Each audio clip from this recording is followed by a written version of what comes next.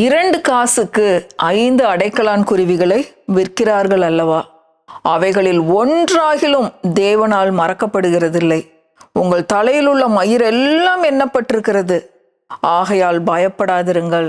அநேகம் அடைக்கலான் குருவிகளை பார்க்கிலும் நீங்கள் விசேஷித்தவர்களாயிருக்கிறீர்கள். அல்லேலூயா. கர்த்தர் நல்லவர். பாருங்க பிரியமானவர்களே, இந்த நாள் நிச்சயமாகவே கர்த்தர் உண்டு பண்ணின நாள். இந்த நாளில் நாம் களி கூர்ந்து மகிழுவோம். பயப்படாதிருங்க, கவலைப்படாதிருங்க அப்படின்னு சொல்லி ஆண்டவர் இந்த நாளில் நம்ம ஒவ்வொருத்தரை பார்த்தும் பேசுகிறார். பாருங்க, ஐயோ வரப்போகிற மார்ச் மாதம் வரப்போகுது, பட்ஜெட் மாதம், டேக்ஸ் இவ்வளோ பிடிச்சிருவாங்க, சம்பளம் கொஞ்சம் தான் வரும், எப்படி வர்ற மாதத்தை நடத்த போகிறோம், எப்படி இஎம்ஐ கட்ட போகிறோம், எப்படி வீட்டு வாடகை கட்ட போகிறோம், தேவைகள் எப்படி சந்திக்கப்படும். பிரியமானவர்களே, உங்கள் தலையில் உள்ள மயிரெல்லாம் எண்ணப்பட்டிருக்கிறது. ஆகையால் பயப்படாதிருங்கள். பயப்படாதிரு சிறு மந்தையே, கர்த்தர் உனக்கு ராஜ்யத்தை கொடுக்க பிரியமுள்ளவராயிருக்கிறார். ஹல்லேலூயா. அற்புதமான வார்த்தைகள் பிரியமானவர்களே. சத்தியத்துக்குள்ள போவோம். லூக்கா 12வது அதிகாரம், லூக்கா 12, 6, 7வது வசனத்தை வாசிக்கிறேன். 2 காசுக்கு 5 அடைக்கலான் குருவிகளை விற்கிறார்கள் அல்லவா? அவைகளில் ஒன்றாகிலும் தேவனால் மறக்கப்படுகிறதில்லை. உங்கள் தலையில் உள்ள மயிர் எல்லாம் எண்ணப்பட்டிருக்கிறது. ஆகையால் பயப்படாதிருங்கள். அநேகம் அடைக்கலான் குருவிகளை பார்க்கிலும் நீங்கள் விசேஷித்தவர்களாயிருக்கிறீர்கள். நம்ம பார்க்குறோம், நம்ம வீட்டு பக்கத்தில் இருக்கிற மரங்கள், செடி, கொடி எல்லாத்துலேயும் அங்கங்கே குருவிகள் பறந்து கொண்டே இருக்கு. அந்த குருவிகளை பார்க்கும்போது நினச்சிக்கோங்க, அந்த குருவிகளை பார்க்கலாம் நீங்கள் எவ்வளோ விசேஷித்தவர்கள். அந்த குருவிகளை எல்லாம் நான் போஷிக்கிறேனே, உங்களை விட்டுருவேனா? நான் உங்களை மறக்கிறதில்ல. அதனால் நீங்கள் பயப்படாதிருங்க, கவலைப்படாதிருங்க அப்படின்னு சொல்லி ஆண்டவர் இன்றைக்கு நம்ம ஒவ்வொருத்தரையும் பார்த்து பேசுகிறார். பாருங்க, 22வது வசனம், லூக்கா 12, 22வது வசனம் பாருங்க. பின்னும் அவர் தம்முடைய சீஷரை நோக்கி, இப்படி இருக்கிறபடியால் எண்ணத்தை உண்போம் என்று உங்கள் ஜீவனுக்காகவும் எண்ணத்தை உடுப்போம் என்று உங்கள் சரீரத்துக்காகவும் கவலைப்படாதிருங்கள் என்று உங்களுக்கு சொல்லுகிறேன்.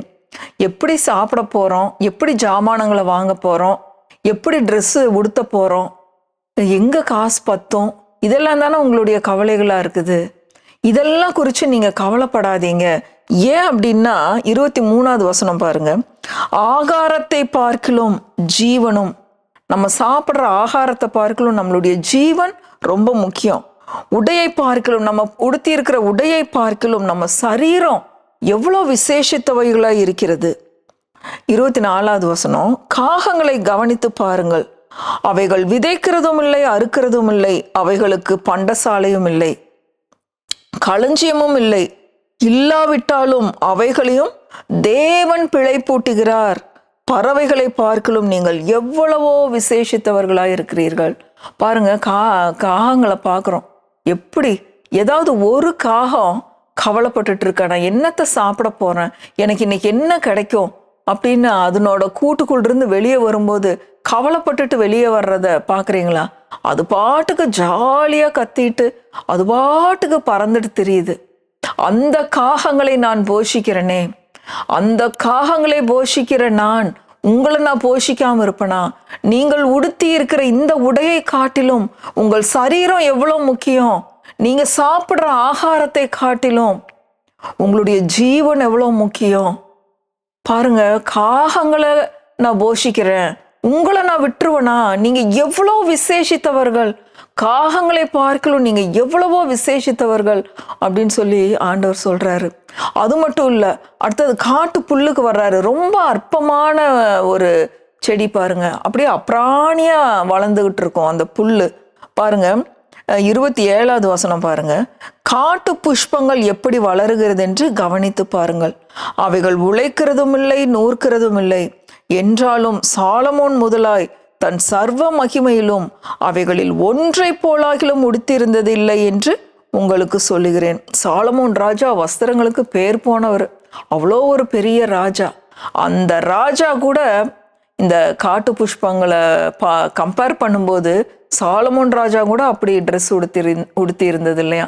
இந்த காட்டு புஷ்பங்கள் அவ்வளோ அழகா இருக்கு, அவ்வளோ நான் உடுத்து வைக்கிறேன் அப்படின்னு சொல்லி ஆண்டவர் சொல்றாரு. பாருங்க, இப்படி இருக்க அந்த வார்த்தைகள் எல்லாம் நம்ம ரொம்ப கவனிக்கணும். பாருங்க, இப்படி இருக்க இதெல்லாம் இப்படி இருக்கு. காகங்கள் எல்லாம் நான் இப்படி போஷிக்கிறேன், காட்டு புஷ்பங்கள் எல்லாம் இப்படி நான் போஷிக்கிறேன்.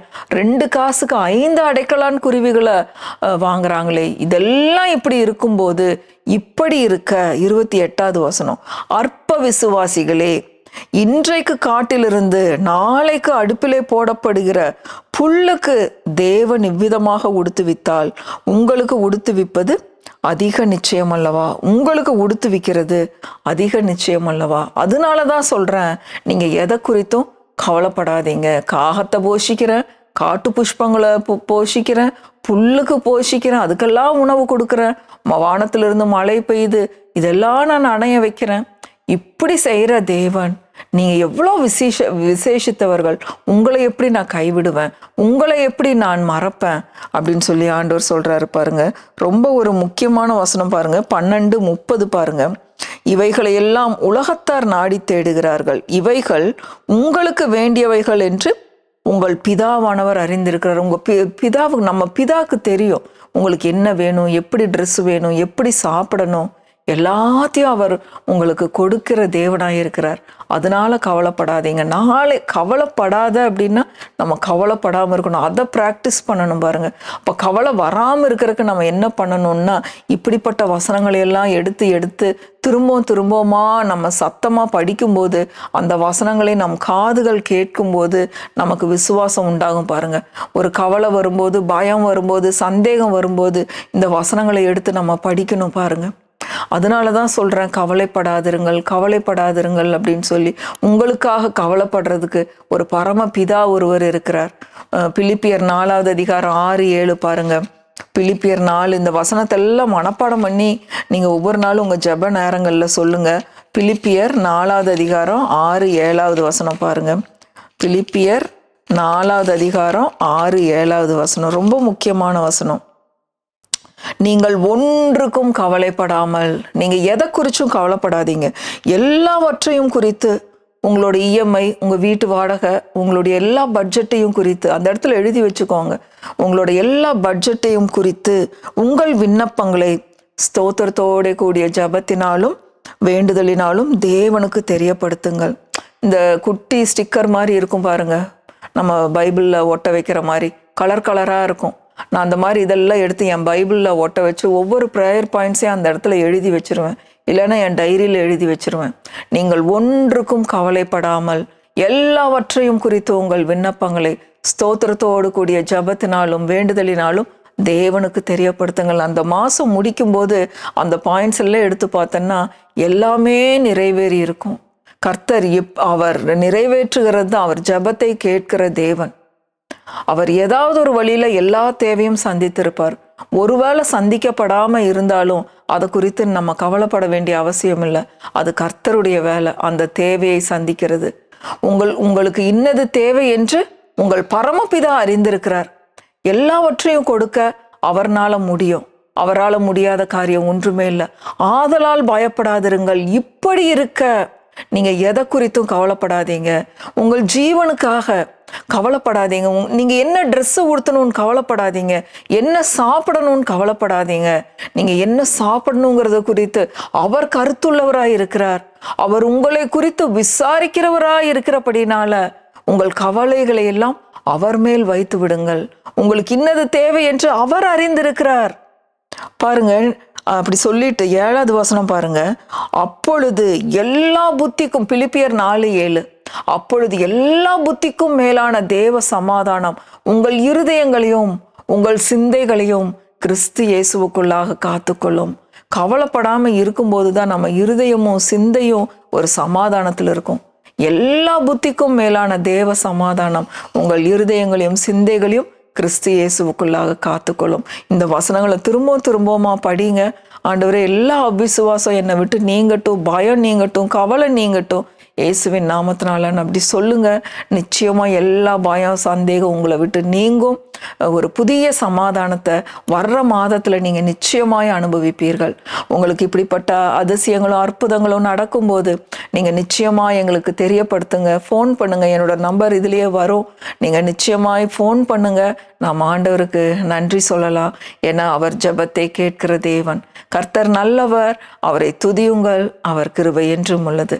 ஆமென், ஆமென், ஆமென்.